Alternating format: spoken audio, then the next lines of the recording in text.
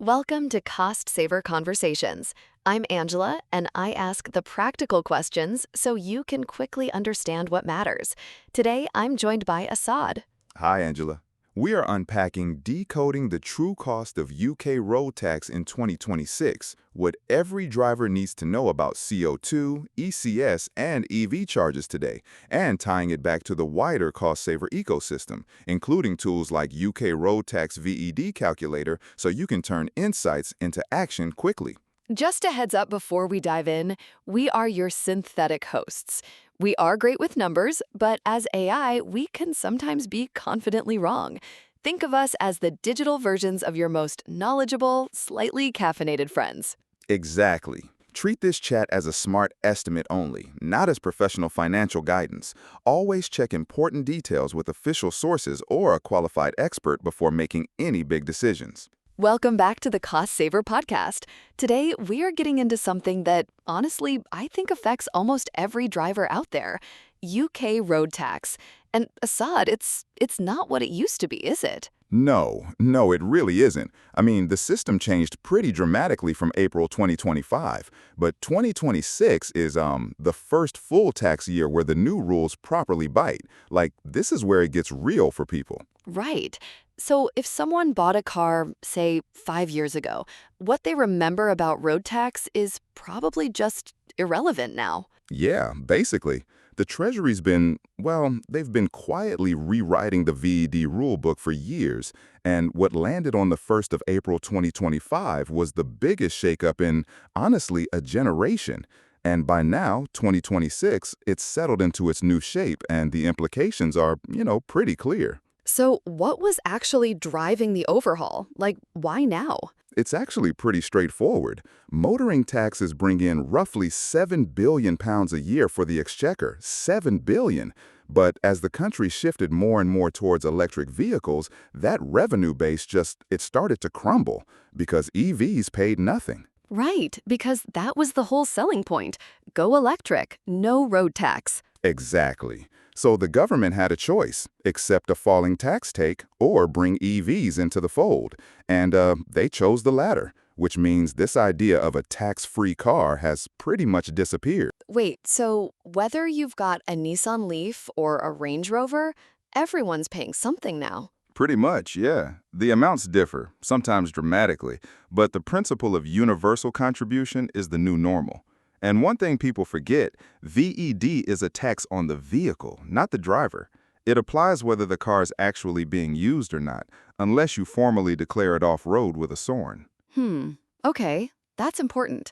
So talk me through how the system actually works now. You mentioned layers. Yeah, so there are three main layers, and honestly, understanding all three is the only way to avoid some nasty surprises, especially if you're buying new. First up is the first-year rate, sometimes called the showroom tax. Showroom tax. That already sounds expensive. It can be. So it's based on the car's CO2 emissions, and it's paid by whoever first registers the vehicle, usually baked into the on-the-road price at the dealer.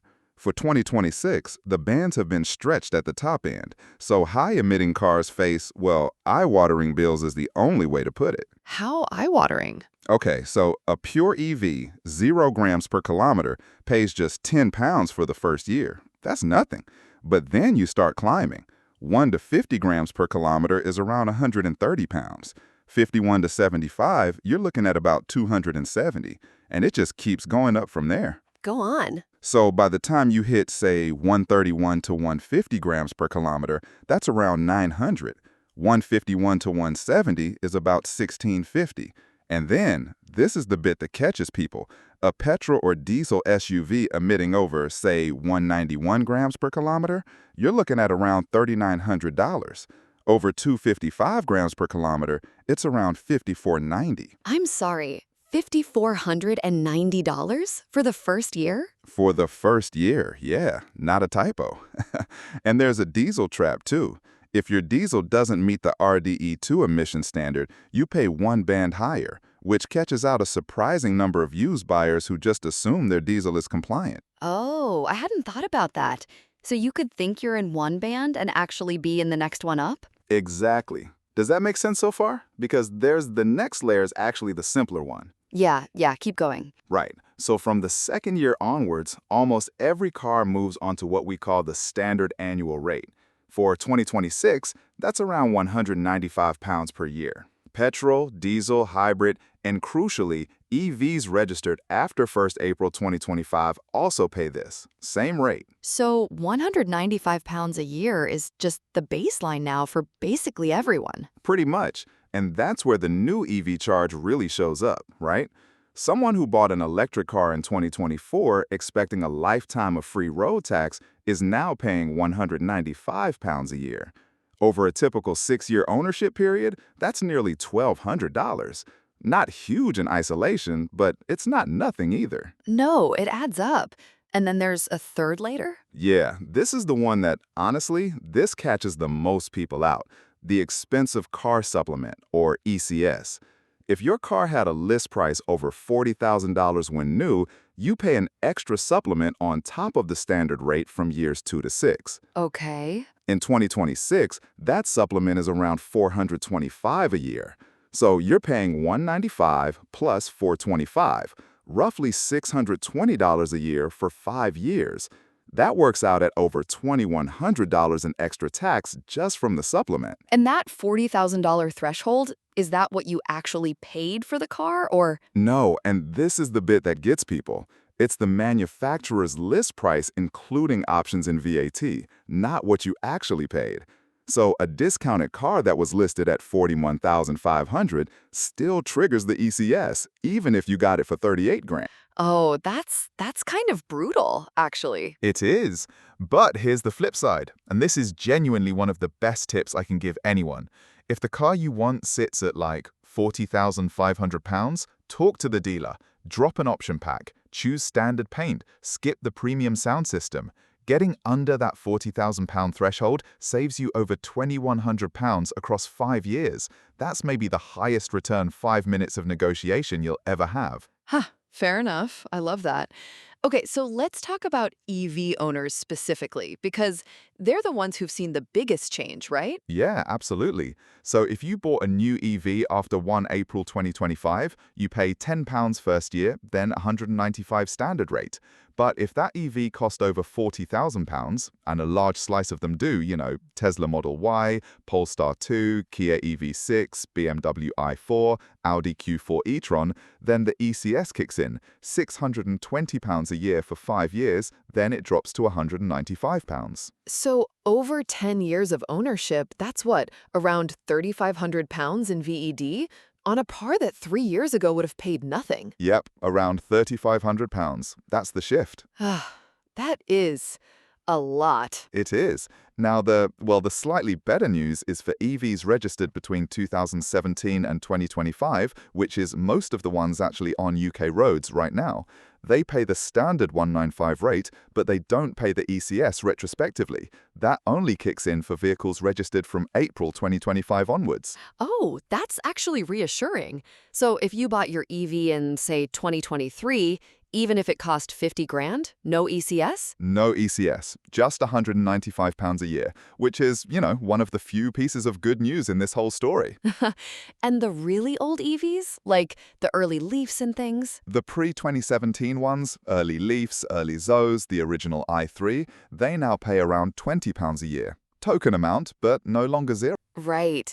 Okay, so what about the hidden stuff, the bits people miss? Yeah, there are a few. So paying VED by monthly or 6-monthly direct debit costs you an extra 5%. Annual lump sum payment by direct debit is free of surcharge, but monthly installments add roughly £10 to a standard rate car and over £30 to an ECS car each year. Wait, really? There's a surcharge just for paying monthly? Yeah, I mean, for a lot of people it's worth it for the cash flow, but it's a cost worth knowing about. And the 6-month option is the same idea. 2 6-month payments work out a few percent more than one annual payment. Sneaky. A bit, yeah.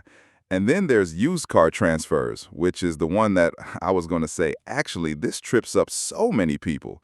When you buy a used car, any remaining tax does not transfer to you. The seller gets a refund for full unused months, and you must tax the car before driving it home. Before driving it home? Before driving it home, there's no grace period, and people assume the old tax just carries over. It doesn't. There's no physical tax disk anymore, so it's all digital, and the moment ownership changes, the tax resets. I mean, I can see how people would get caught out by that. And what about SORN, the off-road thing? So if your car is genuinely not being used, you can file a SORN and stop paying VED. But the second that car touches a public road, even being pushed across a pavement, you need to tax it.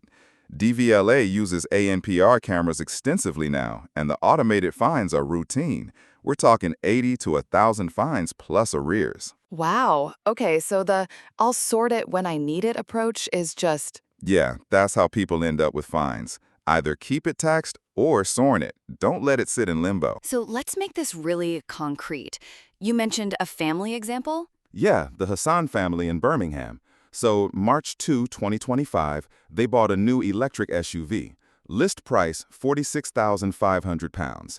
They expected to pay nothing in road tax because that's what they'd heard, but they delayed registration by 2 weeks to wait for a color option, and that pushed them past the 1st of April 2025 deadline. Oh no. Yeah, so their actual 6-year tax bill, $10 first year, then $620 a year for years 2 to 6, that's the standard rate plus ECS.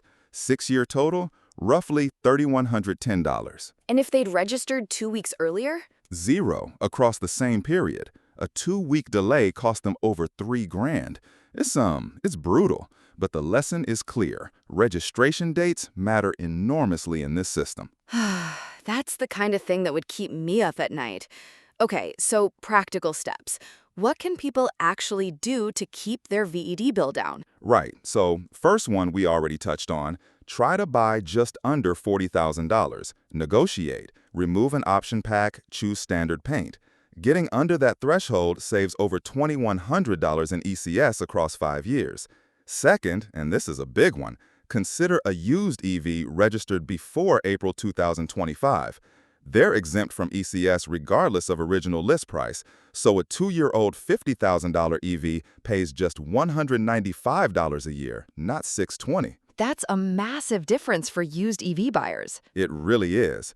Third, watch the CO2 cliffs if you're buying petrol or diesel. The first-year bands have these sharp jumps. Going from 130 to 131 grams per kilogram adds $360 to your first-year tax. From 170 to 171, that's an extra $1,100. So if you're choosing between two similar cars, the lower emitting one can save you serious money in year 1 alone. And those are just 1 gram apart? That's wild. 1 gram, yeah. And finally, pay annually by direct debit. You save the 5% surcharge, and the DVLA auto-renews as long as you have valid insurance and a current MOT. Just set calendar reminders for those so they don't lapse, because if they do, the tax can't auto-renew and you end up untaxed without realizing it. That's great advice. Okay, so quick recap for everyone. 3 layers to be aware of. The first-year rate based on CO2, which can be eye-watering for high emitters. The standard annual rate of around £195 that basically everyone pays from year 2. And the expensive car supplement for cars listed over £40,000. That's an extra $425 a year for 5 years. Yep. EVs are no longer tax-free. That era's over. Registration dates matter hugely, as the Hassan family found out. Pay annually by direct debit to dodge the surcharge. And if you're buying used, remember the tax doesn't transfer. You have to sort it yourself before you drive away. And honestly, if you're anywhere near that $40,000 threshold, have the conversation with the dealer. It could save you thousands. Couldn't have said it better. Those small choices really do make a big difference to what you end up paying over the life of the car. Brilliant. Thanks, Assad. And thanks for listening, everyone. Quick side note. This guide connects with other cost-saver blogs, especially Fuel Price Myths versus Facts for UK drivers, Company Car versus Cash Allowance, and the UK Tax Optimizer versus traditional tax calculators. Exactly, and reading those together helps you connect the dots across your household budget, not just this one topic in isolation. And if you want to apply this immediately, jump into tools like UK Road Tax VED Calculator right after this episode. That wraps this cost-saver conversation with Angela and Assad. If this helped, share it with someone who could put these ideas to work this week. Your next step is simple. Try UK Road Tax VED Calculator, then read Fuel Price Myths versus Facts for UK drivers, and use them together to take action today.